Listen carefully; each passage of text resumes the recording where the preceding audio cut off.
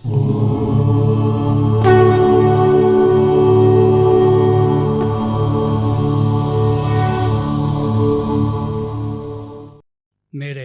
प्रिय आत्मन, सहज योग में आज भीखा साहब का एक पद लेने जा रहे हैं। भीखा साहब संत गुलाल के शिष्य हैं। ये बड़ी अच्छी परंपरा है। दिल्ली के एक संत हुई बावरी साहिबा, संभवतः वो संत दादू की शिष्या रहीं। बावरी साहब के शिष्य हुए वीरू साहब, वीरू साहब के शिष्य हुए यारी साहब, यारी साहब के शिष्य हुए बुल्ला साहब, उनके शिष्य हैं गुलाल साहब, और गुलाल साहब के शिष्य हैं भीखा साहब। उत्तर प्रदेश में गाजीपुर ज़िले में भुरकुड़ा एक गांव है, वहीं पर संतों की ये परंपरा चली है। वहीं पर गुलाल साहब रहते थे और 12 साल की छोटी उम्र में भीखा साहब के मन में वैराग्य पैदा हुआ। काशी गए लेकिन कोई संत मिला नहीं वहाँ। पता चला भुरकुड़ा में संत गुलाल रहते हैं और उनकी खोज में वे भुरकुड़ा गए।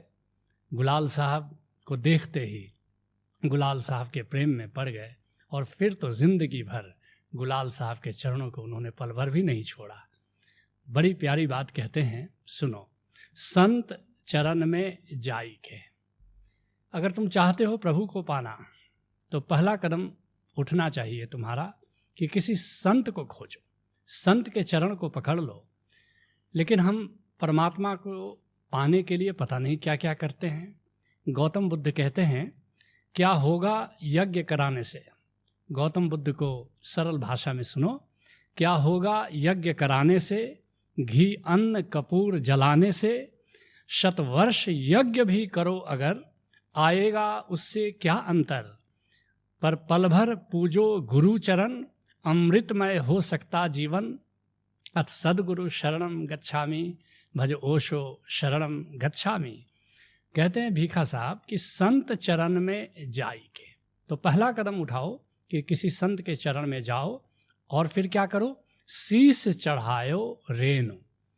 संत के चरणों की धूल को अपने माथे पर चढ़ाओ, समर्पण कर दो अपने आप को। जिसके लिए कबीर साहब कहते हैं, पहले दाता शिष्य भया। याद रखना, पहले तुम्हें देना होता है और फिर गुरु देता है, लेकिन तुम क्या देते हो। पहले दाता शिष्य भया, जिन तन मन अर्पा शीस। अपना तन, अपना मन, अपना धन, अपनी जिंदगी, अपना अहंकार, अपना शीश, सब कुछ गुरु के चरणों में तुम अर्पित करते हो। पाछे दाता गुरु भय, जिन नाम दिया बख्शीस। उसके बाद गुरु दाता होता है और नाम तुम्हें देता है, ओंकार तुम्हें देता है, परमात्मा का ही दान तुम्हें दे देता है। जिसके लिए यारी साहब कहते हैं, गुरु के चरण की रज लेके, दो नयन के बीच अंजन दिया। श्रृंगार ही करना है तो काजल से श्रृंगार मत करो, गुरु चरणों के धूल से अपनी आंखों में अंजन लगा लो। तिमिर माँ ही उजियार हुआ, निरंकार पिया को देख लिया।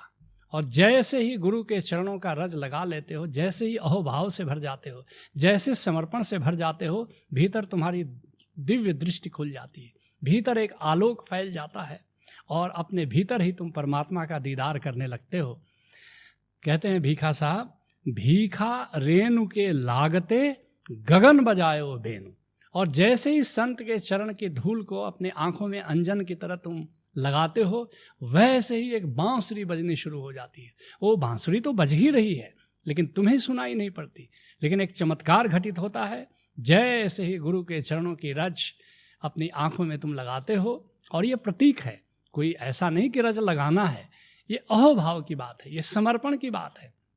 ऐसे ही एक दिव्य दृष्टि खुल जाती है। न केवल भीतर आलोक दिखाई देता है, बल्कि भीतर एक संगीत सुनाई पड़ना शुरू हो जाता है, जिसको संतों ने कृष्ण की वंशी कहा है, अनाहत नाद कहा है, ओंकार कहा है। उसी की ओर इशारा कर रहे हैं भीखा साहब कि गगन बजायो बेनु।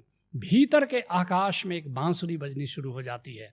जिसके लिए दुल्हन साहब कहते हैं, जग में जय दिन है जिंदगानी, लाई लेव चित गुरु के चरणन, नाम तू ले पहचाने। जितने दिन ये जिंदगी बची है शेष, बस एक ही काम करने लायक है, किसी संत के पास जाओ और गुरु के चरणों की धूल अपने माथे पर लगाओ और नाम तू ले पहचाने।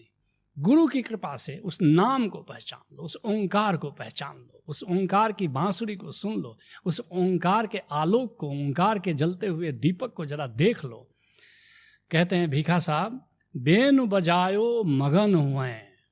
और जब बांसुरी बजनी शुरू हो जाती है, बांसुरी बजनी जब सुनाई जब शुरू हो जाती है, तो फिर उसमें धीरे धीरे तुम मगन हो जाते हो। जैसे जैसे उस बांसुरी को तुम सुनते हो, वैसे वैसे मस्त होते जाते हो, वैसे वैसे मगनता आती चली जाती है, वैसे वैसे लीनता आती चली जाती है।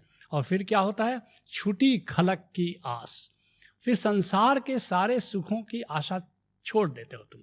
फिर तुम्हारा भ्रम मिट जाता है कि संसार से भी सुख मिल सकता है। भीतर के उस आनंद को जान लेते हो, भीतर के उस संगीत को जान लेते हो। तो जो पहली घटना घटती है कि संसार में सुख की आशा को तुम छोड़ देते हो। इसलिए याद रखना, जाना है सदगुरु के पास। इसको एक नए अंदाज में सुनो। जाना था गुरु को, चले गए मंदिर मस्जिद मैं खाने को। लोग परमात्मा को खोजने कहाँ कहाँ चले जाते हैं। मंदिर जाते हैं, मस्जिद जाते हैं, कुछ आनंद की तलाश में मधुशाला चले जाते हैं। जाना था गुरु को, चले गए मंदिर मस्जिद मैं खाने को। पीना था नाम रसायन को, वे झगड़ पड़े पैमाने को। क्या कहूँ जगत के ढर्रे को, दुनिया पागल है ठर्रे को। अथ विस्मय शरणम गच्छामि, भज ओशो शरणम गच्छामि। आनंद की तलाश करने के लिए, क्योंकि परमात्मा की भी तलाश अगर चल रही है तुम्हारी, तो गहरे में कहीं आनंद की ही तलाश है। और आनंद की तलाश करने के लिए लोग मंदिर जाते हैं, कोई मस्जिद जाता है, कोई मैखाना जाता है।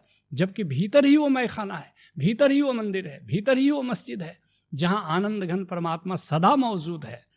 कहते हैं भीखा साहब, भीखा गुरु परताप ते, लियो चरण में बास। गुरु की कृपा हो जाए तो गुरु के चरणों में तुम्हें जगह मिल जाती है। भीखा गुरु परताप ते, लियो चरण में बास। और यह गुरु कौन है? ये रहस्य खोल रहे हैं भीखा साहब। चरण में वास, इसका क्या अर्थ हुआ?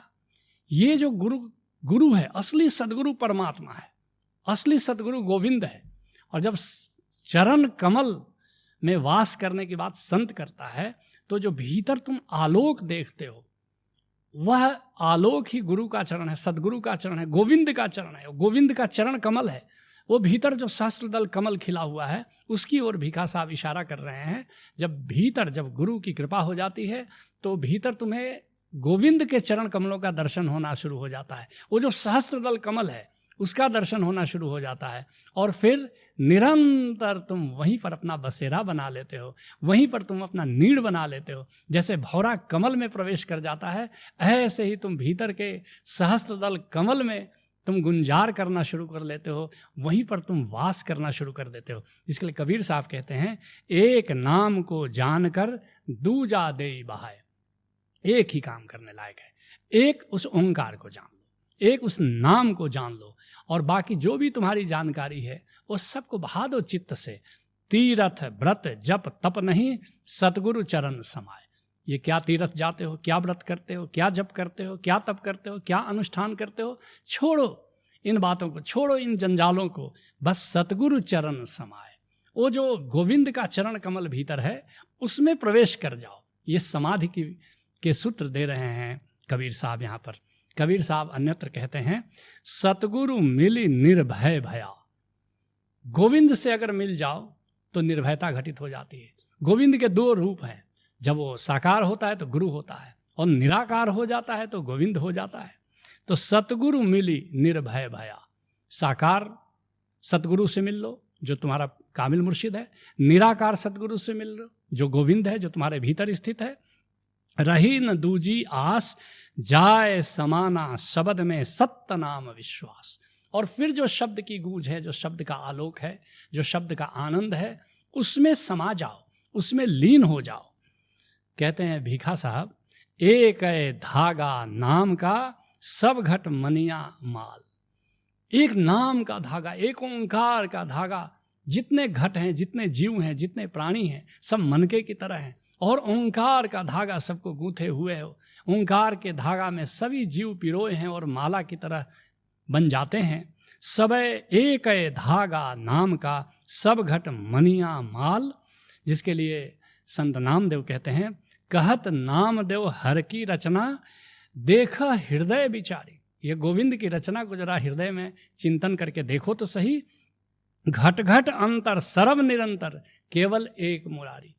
केवल एक गोविंद सबके घट में वास कर रहा है, सबके घट में उसी की गूंज है। जिसके लिए कबीर साहब कहते हैं, जेह घट राम रहिया भरपूर, तिनकी पग पंकज हम धूर, जात जुलाहा मतिका धीर, सहज सहज गुण रमय कबीर। कहते हैं कि जिस घट में राम भरपूर रमण कर रहा है, ऐसा कोई संत मिल जाए, तिनकी पग पंकज हम दूर, उसके चरणों की हम धूल बन जाना चाहेंगे। जाति जुलाहा मतिका धीर। देखो, कबीर साहब कहते हैं मेरी ओर देखो और इससे कुछ शिक्षा ग्रहण करो कि मैं इतनी नीची जाति का हूँ, जुलाहा हूँ, मति का मंद हूँ, पढ़ा लिखा नहीं हूँ, कोई बुद्धिमत्ता नहीं है, लेकिन तब भी गुरु की कृपा ऐसी हो गई कि सहज सहज गुण रमय कबीर। सहज ही मैं उस सहज ओंकार में रमण करने लगा हूँ। मेरे जैसा व्यक्ति अगर ऐसा हो सकता है तो फिर तुम मुझसे तो ज़्यादा होशियार हो, मुझसे ज़्यादा बुद्धिमान हो, मुझसे ज़्यादा पढ़े लिखे हो, तुम्हारे साथ ऐसा क्यों नहीं हो सकता।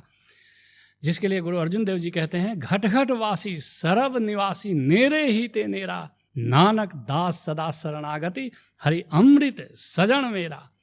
कहते हैं कि सारे घटों में परमात्मा रमण कर रहा है, बस उसको जानो, उस अमृत रस को जानो, उस अमृत रूपी ओंकार स्वरूप गोविंद को जानो और फिर उसकी शरण में आ जाओ। ये बड़ी प्यारी बात है, शरणागत भाव कि हम तो हे गोविंद, हम तुम्हारी शरण में हैं, और फिर देखो तुम्हारा जीवन कैसे धन्य हो जाता है।